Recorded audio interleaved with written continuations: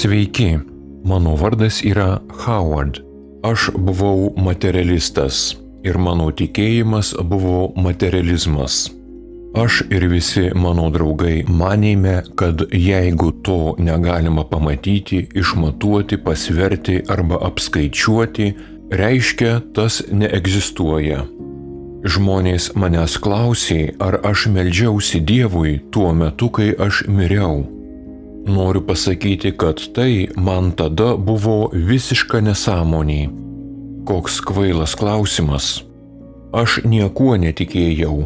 Ir kai man atėjo metas mirti, tikrai nesimeldžiau jokiam dievui. Tai įvyko 1985 metais, kai su žmona buvau kelionėje Prancūzijoje.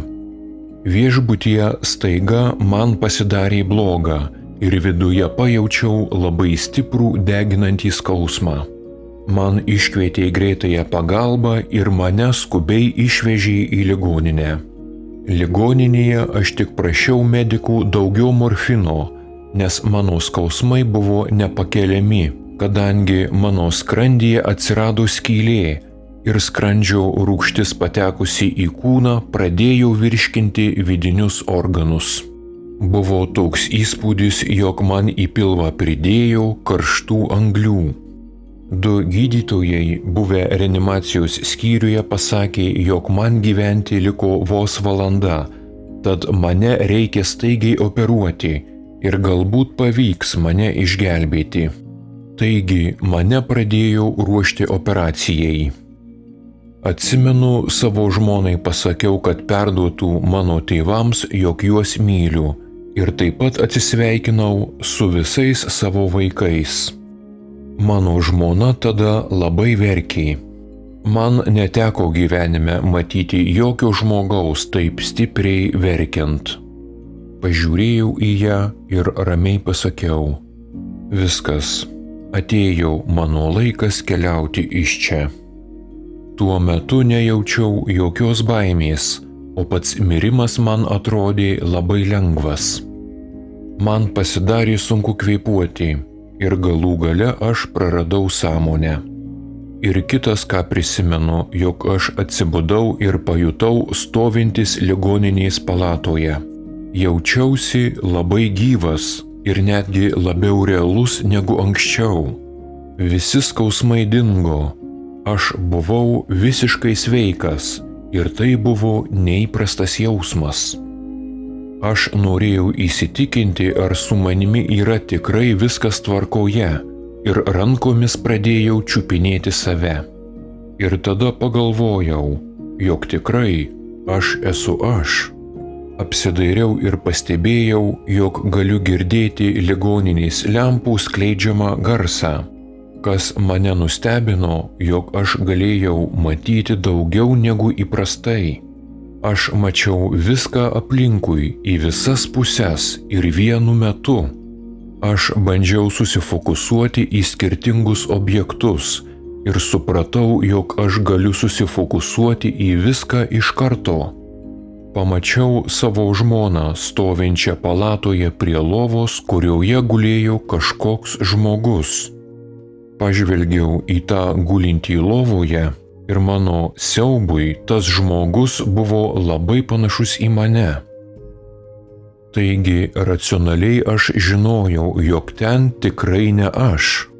Tai buvo neįmanoma, kadangi aš stovėjau palatos viduryje. Bandžiau mąstyti racionaliai ir supratau, kad gulintis lovoje žmogus tikrai nesu aš, nes aš esu čia. Ir aš juk negaliu būti dviejose vietose tuo pačiu metu. Aš juk nesergu šizofrenija ir žinau, kad žmogus negali susidvejinti. Taigi mano išvada buvo, kad lovoje guli kažkas kitas. Tačiau aš pagalvojau, kaipgi taip gali būti, kad tas žmogus labai panašus į mane. Argi tai gali būti sutapimas? Na, ne. Tai tikrai neįmanoma. Tada išgirdau, jog kažkokie žmonės mane kviečia vardu ir tai man buvo labai keista, nes tuo metu buvome Prancūzijoje ir ten manęs niekas nepažinojo. Taigi išėjau į koridorių, kuriame pamačiau žmonių figūras, o visas koridorius buvo pilkas, panašiai kaip blogos kokybės nespalvotame filme. Tai mane labai nustebino, kadangi ligoninės palata buvo šviesi ir švari, o koridorius kažkoks tamsus ir miglotas. Tos figūros mane kvietė ateiti ir aš paklausiau, ar jūs atsiuntė gydytojas? Aš dabar sergu ir man turi atlikti operaciją. Jie atsakė, apie tave mes viską žinome, mes tavęs laukiam, einam kartu. Kaip tada supratau, jog tai buvo žmonės norintys nugabenti mane į operacinę. Taigi prasidėjo mano kelionė tamsiu miglotu koridoriumi.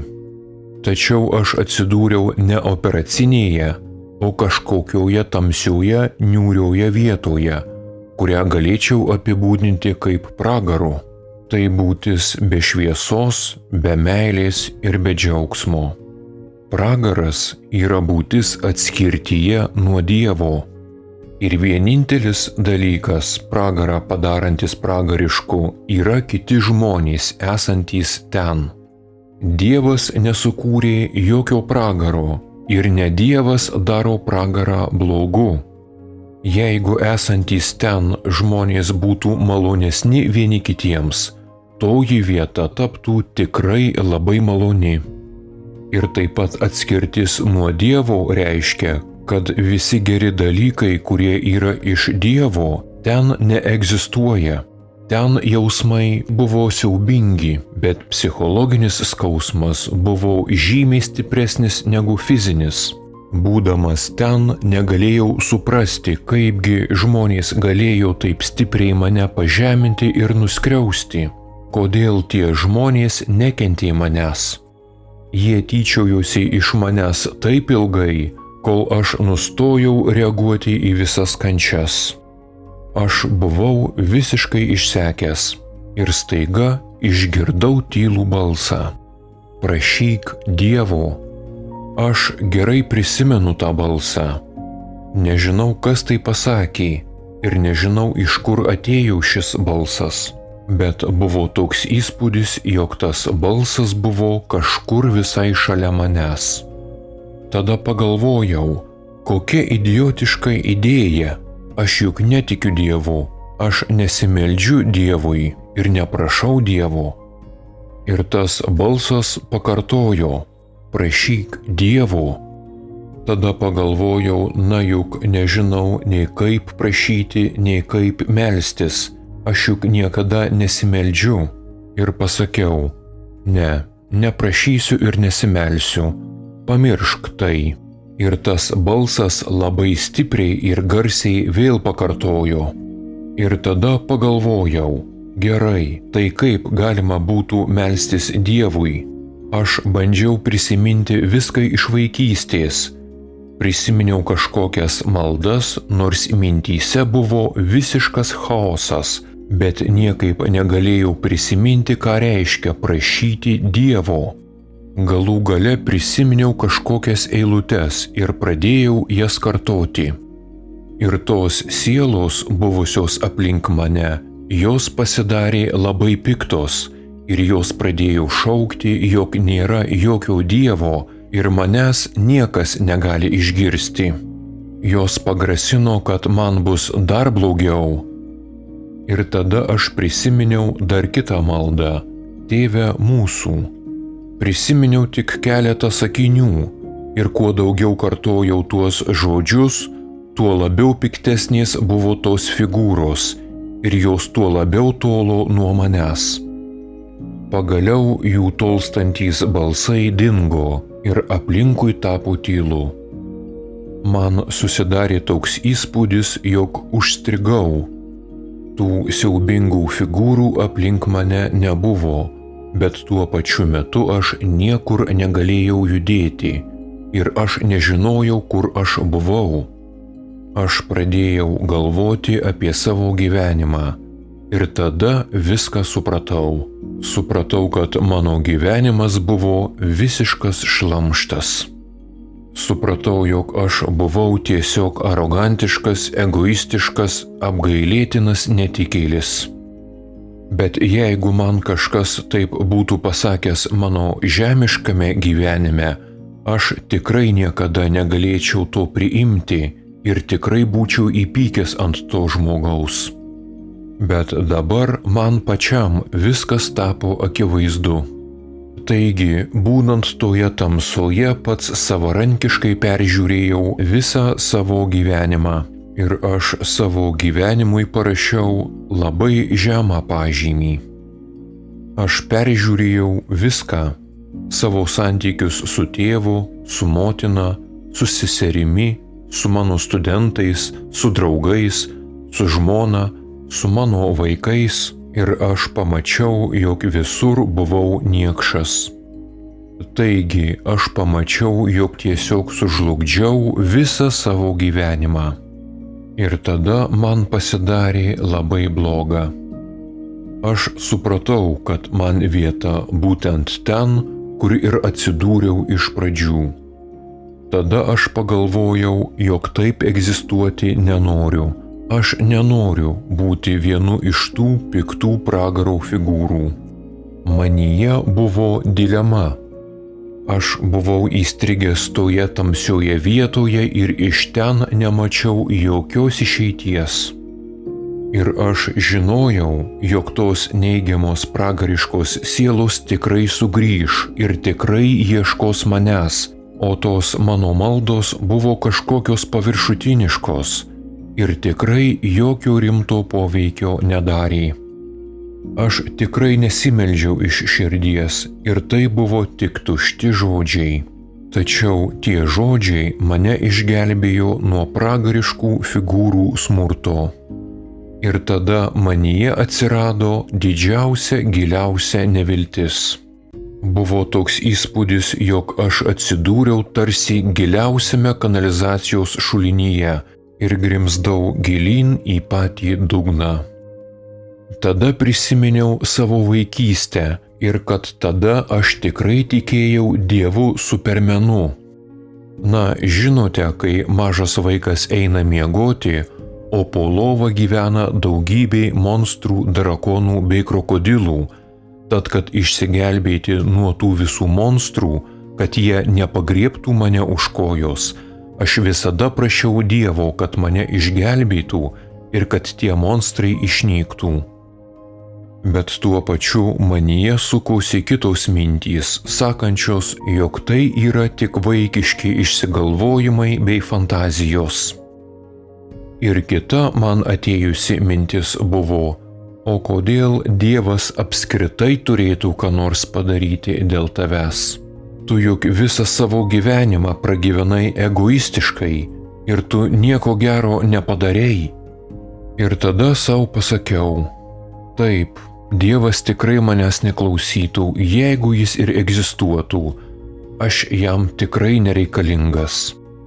Ir tada iš didžiausios nevilties aš pradėjau šaukti į tą tamsą. Sustokit, sustokit, Dieve, prašau, išgelbėk mane. Šaukiau net nežinodamas, ar jis egzistuoja ar ne, ar jis mane mylėjo ar ne. Staiga pasirodė stipri šviesa ir toji šviesa buvo tokia ryški ir tokia nuostabi, aš buvau tiesiog sužavėtas. Iš šios šviesos pasirodė ranka ir prisilietė prie manęs. Ir kai tik ranka palietė mane, įvyko 3 dalykai. Pirmas dalykas – išnyko visos mano gyvenimo žaizdos. Antras dalykas – mane užpildė ekstazė. Ir trečias svarbiausias – aš pajutau tokią ypatingą meilę, kurios niekada nebuvau patyręs savo gyvenime. Ir iki šiol aš negaliu surasti tinkamų žodžių, kad apsakyčiau tą ypatingą meilės jausmą. Taigi toji būtybė pritraukė mane prie savęs ir stipriai apkabino. Ir aš pajaučiau begalinę meilę. Buvo toks įspūdis, jog aš buvau mėgstamiausias žmogus visoje visatoje. Tačiau noriu pasakyti, kad ir jūs visi taip pat esate stipriai mylimi Dievo. Taigi nėra taip, kad Dievas manęs nemylėjo ir jis nebuvo piktas man. Aš pajutau, kad pradėjome skristi, kad kažkur keliaujame. Mes skridome į šviesos pasaulį, kuriame buvo daugybė mažų švieselių, kurios tai įskrisdavo, tai išskrisdavo iš ten. Ir tada aš nustebęs pagalvojau, jog aš dabar vykstu į namus pas Dievą, apie kurį galvojau, jog jis neegzistuoja. Ir tai buvo visiškai akivaizdu, ir aš supratau, jog toje šviesoje buvo pats Dievas. Aš tada pasijutau didžiausiu idiotu visame pasaulyje ir pamaniau, jog toji būtybė suklydo, nes man čia ne vieta. Ir kai tik aš apie tai pagalvojau, mes staiga sustojome. Toji būtybė man telepatiškai pasakė: mes nedarome jokių klaidų ir tavo vieta yra čia. Ir tada pagalvojau, kaipgi tu žinai, apie ką aš mąstau? Aš juk tau nieko nesakiau. Argi tu girdi, ką aš mąstau? Tada toji būtybė nusijuokė ir pasakė: aš žinau viską, kiekvieną tavo mintį, kurią tu iš viso kada nors turėjai. Ir aš pagalvojau, jog man tikrai nėra komfortabilu būti kartu su tavimi, žinant, kad tu žinai visas mano mintis per visą gyvenimą, nes aš turėjau daugybę minčių ir nenorėčiau, jog apie jas žinotumei. Šalia atsirado kelios būtybės, kurios parodė mano gyvenimą. Prasidėjo mano gyvenimo peržiūra. Tai buvo tarsi mano gyvenimo holografinė projekcija. Aš galėjau matyti save ir kitus žmones. Man parodė daugybę scenų ir mes eidavome į kiekvienos situacijos vidų ir žiūrėjome, kas nutikdavo tam žmogui po mano bendravimo su juo. Taigi aš supratau, jog aš buvau labai manipuliatyvus žmogus ir buvau pakankamai atsiskyręs nuo žmonių. Šios būtybės buvo nusivylusios dėl mano sielos krypties ir aš pajutau jų jausmus ir dėl to man pasidarė labai nemalonu. Per gyvenimo peržiūrą supratau, jog mes esame sukurti tam, kad vienas kitą mylėtume. Tai yra mūsų užduotis. Tai yra vienintelis dalykas, kuris iš tikrųjų yra vertingas bei reikalingas. Tačiau per savo gyvenimą nuo meilės aš nuolat tolau. Svarbiausia man buvo mano karjera, pasiekimai, namas, automobiliai, įvairūs materialūs dalykai. Pas mane buvo žmona, vaikai ir man to užteko. Bet pamačiau, jog visi šie dalykai yra visiškai nereikšmingi. Ir vienintelis ir visų svarbiausias dalykas buvo meilė. Aš dar bandžiau toms būtybėms priminti, jog aš dar toks jaunas tapau profesoriumi. Pažiūrėkite, koks neįtikėtinas mano pasiekimas. Tačiau tas ir kiti panašūs dalykai neturėjo visiškai jokios reikšmės, jokios vertės. Mano gyvenimo peržiūra tęsėsi toliau ir aš pradėjau jų maldauti, kad viską sustabdytų, kad aš viską supratau. Bet man pasakė, jog aš turiu peržiūrėti viską iki galo. Taigi mes praėjome per visą mano gyvenimą ir tai buvo itin nemalonu. Aš viską suvokiau, supratau, kad reikia mylėti vienas kitą. To aš nedariau per visą savo gyvenimą. Maniau, kad man gyvenimas buvo tam, kad tapčiau žymiu, žinomu, turtingu, svarbiu, galingu, bei daug pasiekusių asmenių. Kai pasibaigė mano gyvenimo peržiūra, toji būtybė paklausė manęs, ar aš turiu klausimų. Pasakiau, jog turiu daugybę klausimų. Aš uždaviau visus įmanomus klausimus ir akimirksniu gavau visus atsakymus.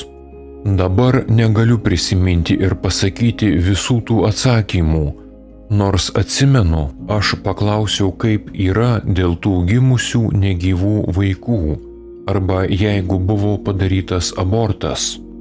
Ir man atsakė, jog tos sielos ateina į žemę gyventi iš naujo. Atsimenu, jog man parodė visą visatą ir pamačiau daugybę įvairių gyvybės formų. Ir supratau, kad Žemėje mūsų gyvybės forma yra viena iš žemiausių iš visų egzistuojančių visoje visatoje. Yra žymiai dvasingesnių, geresnių, mylinčių bei inteligentiškų būtybių. Kai gavau atsakymus į savo klausimus, aš panorau pamatyti rojų, tačiau man pasakė, ne, tau reikia grįžti atgal ir pasistengti gyventi savo tikrą gyvenimą. Tačiau nenorėdamas sutikti, pradėjau ginčytis ir paklausiau, kodėl mane siunti į tą pasaulį pilną piktų žmonių. Man atsakė, taip, tai tiesa, pasaulyje yra labai daug bjaurių žmonių, tačiau yra taip pat ir mylinčių ir nuostabių žmonių. Kas yra tavo širdyje, ten tu ir būsi. Taigi, jeigu tavo širdyje yra meilė ir grožis, tu matysi meilę ir grožį kituose žmonėse. Ir aš manau, jog tai yra tiesa. Jau praėjo 33 metai nuo mano išgyventos priešmirtinės patirties ir įsitikinau, jog jeigu tu ieškai meilės ir grožio, tu būtinai surasi meilę ir grožį. Ir atvirkščiai, jeigu tu ieškai blogų dalykų ir pykčio, tu būtinai juos ir surasi. Kai sugrįžau į savo kūną ir dar gulėjau ligoninėje, į mano palatą užėjo jaunas, labai gražus šviesiaplaukis gydytojas, pasisveikino ir manęs paklausė, Howard, kaip tu laikaisi? Noriu tau pasakyti, jog aš stebėsiu tave ir padarysiu taip, kad su tavimi viskas būtų gerai, bet tau bus ilgas reabilitacijos laikas. Ir noriu tave patikinti, jog aš tikrai visada būsiu šalia. Ir jam atsakiau, puiku, o koks yra tavo vardas? Jis atsakė, nesvarbu, tu manęs vis tiek daugiau nepamatysi. Aš vėl paklausiau, na kaip taip, juk ką tik pasakei, jog tu mane visada stebėsi ir dabar sakai, kad tavęs daugiau nepamatysiu. Jis pasakė, taip, iš tikrųjų aš visada būsiu šalia, bet tu daugiau manęs nepamatysi ir žinok, jog aš esu visada šalia tavęs. Jam atsakiau, jog aš čia nieko nesuprantu, bet jis tik pasakė, jog jam jau metas ir išėjo iš palatos. Tuoj pat į mano palatą įėjo medicinos seselė ir jos paklausiau, kas čia per daktaras, kuris ką tik buvo pas mane. Ji man atsakė, jog jokio daktaro čia nebuvo. Aš pradėjau aiškinti, jog tai buvo jaunas šviesiaplaukis daktaras. Ji vėl pasakė, kad tikrai joks daktaras nebuvo užėjęs pas mane. Ji ilgai sėdėjo prie savo stalo, stovinčio šalia palatos durų. Ir tikrai žinojo, jog niekas nei įėjo, nei išėjo iš palatos. Taigi, pabaigai noriu pasakyti, jog viskas yra iš tikrųjų labai paprasta ir lengva. Tik žmonės patys labai stipriai apsunkina ir savo, ir kitų gyvenimą. Reikia tik mylėti kitus ir labai daug problemų tiesiog išsispręstų. Tereikia visada prisiminti Dievą ir kas mes esame iš tikrųjų.